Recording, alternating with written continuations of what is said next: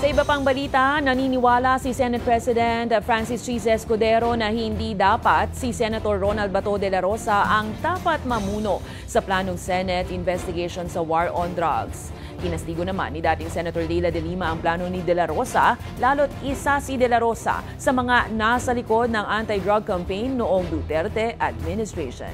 May balitang A to Z si Ace Cruz.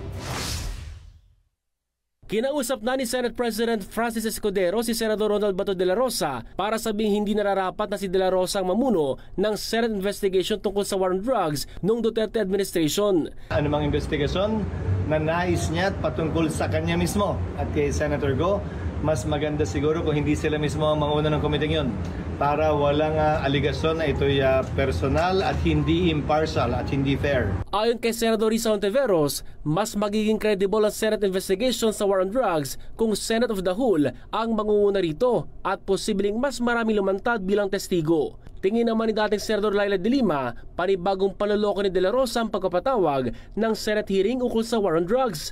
Lalo't isa si de la Rosa sa mga pangalang idinawit ng resource person sa House Quadcom hearing bilang dating PNP chief. Hindi rin pabor si Senador Amy Marcos sa plano ni de la Rosa. Kinakabahan ako na masabihan na self-serving, tapos mag-uumpugan lang kami ng ulo ng Congress. Tingin ni Senador Marcos sapat na mga nabunyag sa Kamara para sampahan ng kaso mga responsable sa war on drugs.